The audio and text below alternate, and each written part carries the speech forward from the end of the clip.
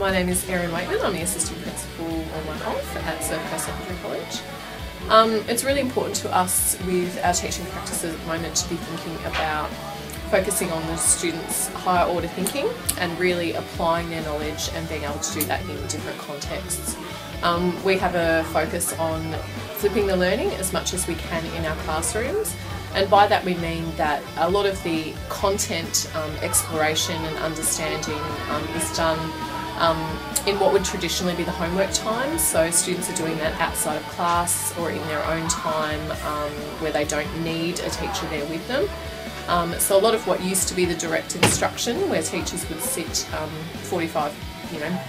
and talk for 45 minutes, to a class, doesn't happen anymore.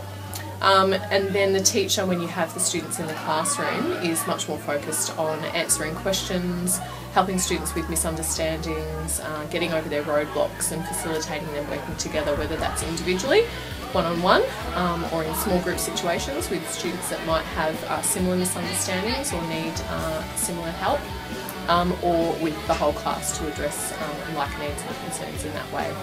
A lot of how we're doing this is via video, using recording our tutorials, putting them onto websites that our students can then access, and the beauty of that is that our parents can also access those and learn and help their children at home with whatever they're doing at school.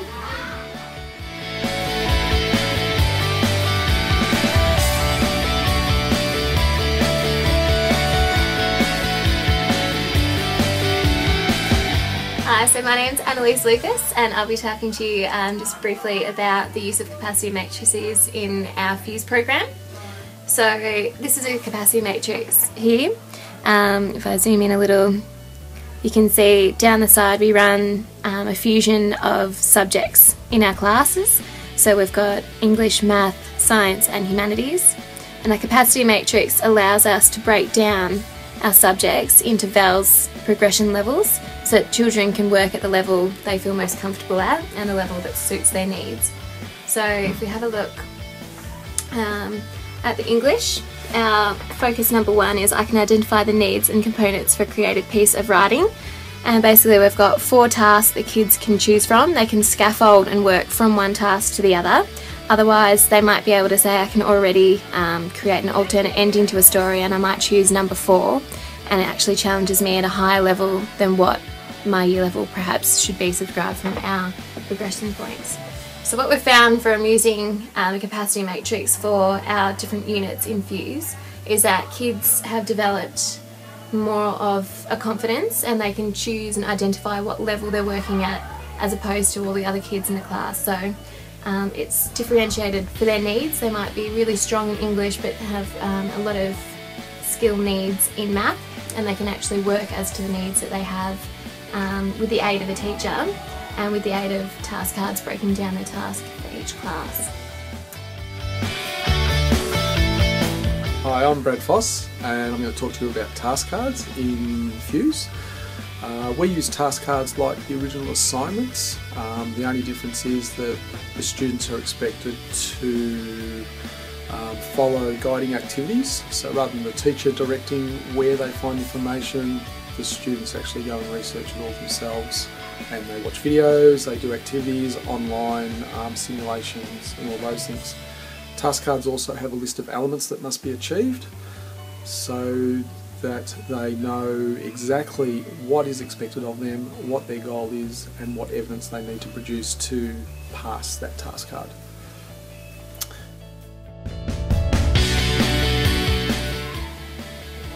Hi, Nick Lynch is my name. You might remember me from other Scsc Secondary College hits like Routine Procedures.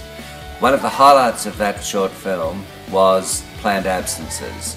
However, we're going to top that today with one of the key terms at Surf Coast, restorative practice, or RP, or sometimes RJP.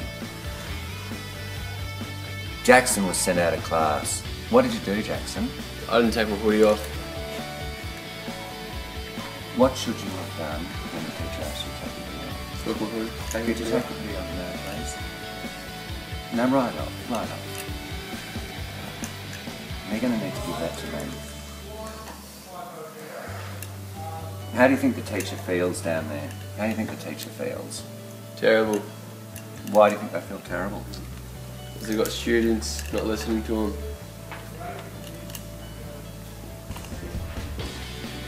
What impact has this had on the other students in the class? I probably distracted them from the work. Probably. What were you thinking when you could take the hoodie off? I was cold. And since then, is being cold still the number one thing on your mind? I'm pretty cold now, but don't want to get in trouble. What can you do to make this right with the teacher? What can you actually do? Listen to it. And what else? Say sorry. And the next time? What happens the next time this happens? Do it. Do what the teacher says. And you know, I know, because I've seen you wear the school jumper, that you'd be wearing the school jumper when you appear to be a little cold. Yeah. Does that make sense? Yeah. We've just done a role play. Jackson's been at the school. How long, Jackson? How many years? Two? Or 2 years? Yeah. Do you think we manage the students okay, like in their discipline? Yeah. What's good about it then? What do you like about it? Well, if there's something going on, the teachers deal with it straight away. Right? Do you think we most of the time react calmly? Yeah. Sometimes I lose my temper, you know that. Yeah. Sometimes you lose your temper. Yeah, no. Right? But what do you think we try to do here when we interact with the students? What do you think the teachers try to do?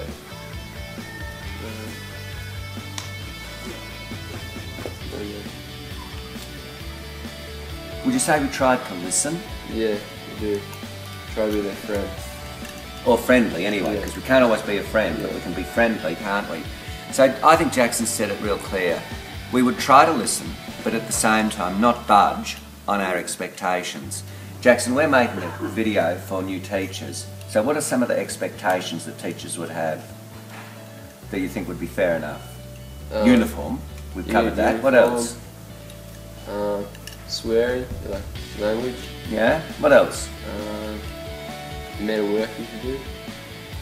Yeah, good. Anything else? Respect. Yeah, I think we try to have like good relationships with everybody. Yeah. So, restorative practice at Surf Coast means exactly what Jackson said, but it does mean that we try, like the word restorative means, to restore a relationship and to make it right. We don't emphasise the consequence. We do have consequences, we don't emphasise them. I hope you've enjoyed this short film and looking forward to the next one in this fantastic series. Connect program's about connecting the students' learning. Our role as Connect teacher is predominantly about supporting the students in all aspects of their learning and getting to think initially when we first meet up with the students about how they learn. So that's initially where we started off from this year, for them to understand their style of teaching and learning and where they have a strength. Other aspects that we've looked at this year as well in relation to the curriculum is taken on predominantly a health focus, where we've looked at drugs, and we've also looked at health and well-being, relationships and so on. And the students have really taken on to that and enjoyed those kind of aspects. This year we had an assessment which focused on well-being and mental health, and we looked at the Are You OK Day and used this as a focus to develop their understanding as well as an assessment tool as well. I've also felt that this year that the Connect gave us an opportunity to not only connect their learning but also connect the students together as a whole group, because ultimately they're going from subject to subject as a unit, and they've come into year 7 from different schools and different classrooms. So I use that time quite a lot, where we did a lot of circle time. We listened to each other, we learned about each other, we shared our learning as well. And so each Connect time for me, I would always start with a bit of circle time. And it also gave me an opportunity to pass on any notes that were needed to be sort of called up on, which were outstanding throughout the day. And we also talked about any excursions that were due to happen. So that gave me the opportunity to do that this year. And I'm stuck. Oh, also we've used Khan Academy, which is an online mathematical program, which probably once a week we look at that, and the kids just do self-directed learning through that, where they're looking at different types of maths. And the Khan Academy is a pretty good tool whereby look at different types of maths. There's also tuition online that they can look at if they're struggling, and it's a little bit like mathletics that they've been used to in the primary school, but probably the next stage up. I also used get the students to do a lot of reading. I think it's really important for them to have a bit of quiet time and establish good routine and reading to help with their English. So again, that's where we kind of bring in the connecting to other subjects. Emily?